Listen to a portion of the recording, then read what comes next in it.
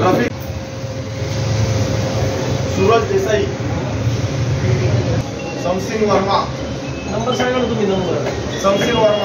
गहाळ झालेले मोबाईल नागरिकांना परत करतात. किती मोबाईल आहेत असे? आज नौपाडा पोलीस स्टेशनच्या वतीने सन 2022, 23 आणि 24मधील बरेच मोबाईल गहाळ झालेले आहेत, परंतु त्यापैकी 65 मोबाईल आपण आत्तापर्यंत रिकवर केलेले आहेत.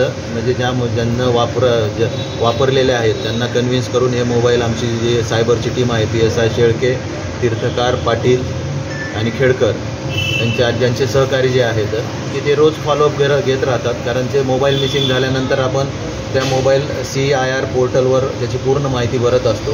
ती माहिती भरल्यानंतर ज्यावेळेसही त्या मोबाईलमध्ये कुठलं सिम टाकलं जातं ते आपल्याला माहिती होतं. मग ते मोबाईल आपण समोरच्या व्यक्तीला त्या नंबरवर कॉल करून कन्व्हिन्स करतो की हा मोबाईल गहाळ झालेला आहे आणि या व्यक्तीचा आहे, आपण पोलीस स्टेशनला आणून द्यावं. लोक पण समोरचे प्रतिसाद देतात. असे 65 मोबाईल आज आपण वाटप करायचा कार्यक्रम ठेवलेला आहे. आणि मुद्दाम होऊन की आज जे लोक आहेत त्यांना रविवारी वेळ असतो.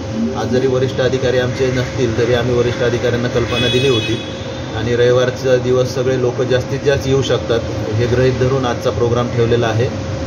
नागरिकांना काय आवाहन करतात? नागरिकांना एकच आव्हान आहे की सध्याचं युग आहे, सायबरचं युग आहे. आपण प्रत्येकजण अँड्रॉईड मोबाईल वापरतो आणि ज्यावेळेस आपण म्हणजे मोबाईल हा आपल्या जीवनाचा म्हणजे अविभाज्य घटक असल्यासारखा झालेला आहे. की ॲटोमध्ये इथं नौपाडा पोलीस स्टेशनला हायवेला ॲटोमध्ये मोबाईल स्नॅचिंगचं एक प्रमाण जास्त आहे. लोक फोनवर बोलत जरी नसेल तरी ॲटोमध्ये असा हातात मोबाईल धरून बसतात आणि बरेचसे आपल्याकडे भिवंडी साईडचे किंवा इतर मुलुंड साईडचे जे मोबाईल स्नॅचर आहेत त्या ॲटोमध्ये मधल्या लोकांचे टू व्हीलरवर येऊन फास्टमध्ये मोबाईल हे करतात. ज्यावेळेस आपल्याला कुठल्याही मोबाईलवर बोलायचं नसेल किंवा काही नसेल त्यावेळेस मोबाईल खिचात ठेवा. जर बोलायचं असेल तर तुम्ही गर्दी म्हणजे बाजूला होऊन साईडला एक गर्दीच्या ठिकाणी मोबाईल वापरा. सायबरच्या बाबतीत तुम्हाला परत एकदा सांगतो की कुठलाही फेक कॉल रिसीव्ह करू नका, कुठलीही माहिती देऊ नका.